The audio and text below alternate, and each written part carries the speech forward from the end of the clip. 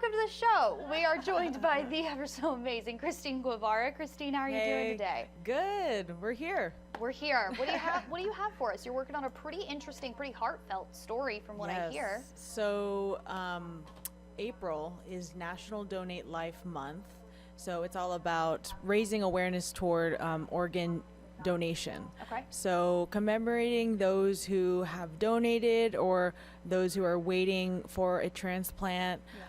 And me and Vanessa, our digital Spanish producer, she and I are working on this story. We filmed this Friday because an East Texas family is kind of going through something similar. Yeah. They lost their son, Angel, at just almost 2 years old. He was about like a year and 8 months, and he passed away due to an unexpected death. And they didn't want another family to go through what they did, so they also wanted to continue his legacy and share his story. So they looked into organ donation, and turns out that he had the potential, because it's not easy. You know, you have to really have the right, I think, blood type and things like that. It's a very complicated process to go through. Wait, I keep messing with it. Oh, there it is. Okay. I hope they saw me earlier, and I hope you heard me. So they did. Okay. No matter what. Okay, good. No, it's a really strenuous process. You have to go through testing and blood tests and health checks. Make sure that you're not a smoker, not a drinker, heavily. All of these things that go into how healthy are your organs. Can you even apply to give them? Right. Because like we said, we're both organ donors. When we were talking earlier this morning, Kristine and I are both organ donors on our licenses. We have the little hearts. But that doesn't necessarily mean that should we ever unfortunately pass. Right. Yeah, there you go. And that we're going to be able to do it. Right. And I spoke with the Southwest Transplant Alliance program manager, and she kind of gave me a few stats that I kind of want to share with you right now. Okay. One person can save up to 8 lives through organ donation, and they can affect up to 75 more through tissue donation. And here in the U.S., currently there are about 100,000 people waiting for an organ, and 10,000 is just here in the state of Texas. So you know Texas is huge. You're trying to Texas. Oh, there we go. Oh, there you go. Okay, yes. Sorry. So yeah, like I said, 10,000 of that 100,000 is just here in Texas, and who knows the other stats for the other states in the U.S. But you know, it's an uncommon thing, and so it was really great to hear this family here in East Texas, actually Gilmer, which is close to Longview, yeah, we spoke with the family, and his legacy continues. The family wanted to remember their son, Angel, and they built this little chapel that I kind of want to show y'all. We spoke with Angel's brother, Levi. This is the oldest brother. So yeah, just check it out. This is what he said.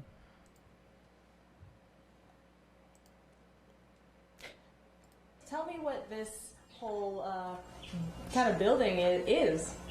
Well, this building is called a capilla.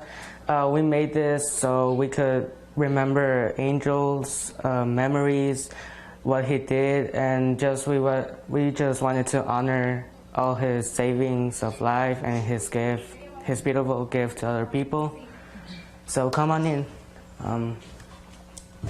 There's a picture of him. And my mother also painted that tree it's called the family tree, and also the rainbows. We have his statue right here. We brought, they made it in Mexico, and they brought it to us here in the United States. And this is him? Yes, that's him when he was, I believe, 6 to 8 months.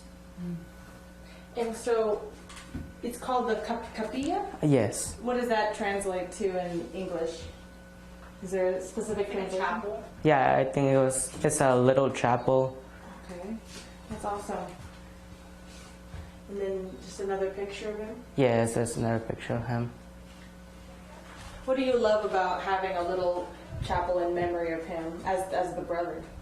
Well, I really love this place because it's a place of peace, of times we can remember him and the happy moments. Also a place to like relieve our feelings when we're like in our hardships, and it's just like a place of relief for us, for the family.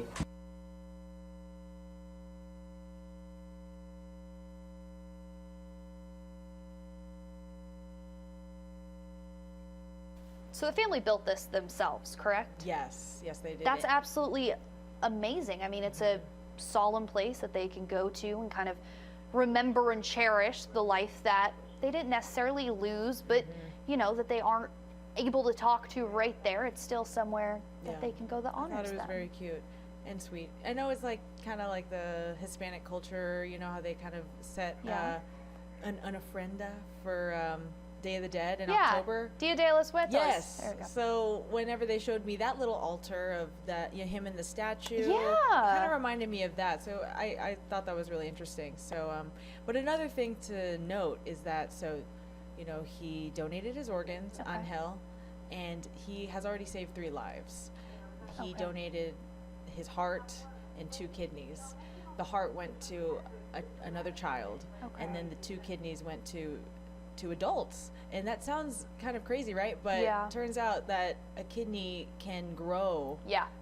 So yesterday they got to meet the kidney recipient for the first time. Oh goodness. Yes. Okay. How was that? It was very emotional. I wasn't there, but they sent me videos, and it was very, very emotional, like what you're saying. And I couldn't understand the interview because it was in Spanish, but you could just tell just the atmosphere and the feeling that, you know, it was kind of like the first time. It was really the first time for the Servin family, Angel's family, to meet a recipient. Really? Yeah, that was the very first time.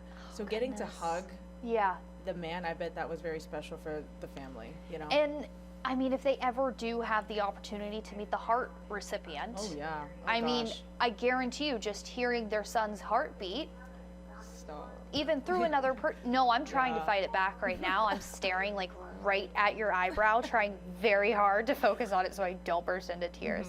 Because, I mean, you know the whole heart thing with my family. We looked for transplant and all of that. We've looked into it. But it's something that is so unbelievably rare. Kidney transplants happen all the time. Not saying that it's not a very special, very monumental moment in someone's life. Kidney transplants, however, are just far more common than a heart transplant, because heart transplants are so delicate, and all of those individual arteries, all of those individual connections that you have to make to pump the blood through your entire body. It's so vital, obviously, but it's also so hard to do, so hard to accomplish. So for him to have saved someone's life in that way, I mean, it's already, I gotta stop. I think it's already a blessing in itself. No, it's great. Aww. Stop it. Really? I'm sorry, but that's so, like, it's crazy to. That's so heartwarming. Life is amazing. You know? The fact that after one passes, you know, another life could be blessed, and that life could continue to live on through another person, you know? So that's why I personally am an organ donor. I would highly recommend everyone be an organ donor. Yeah, this April, Southwest Transplant Alliance is just encouraging people to consider being an organ donor, and it's easy to register. I'm going to link the website on our Big Red Box if you want to learn more about what they're doing this April, because we're already halfway through. So, yeah.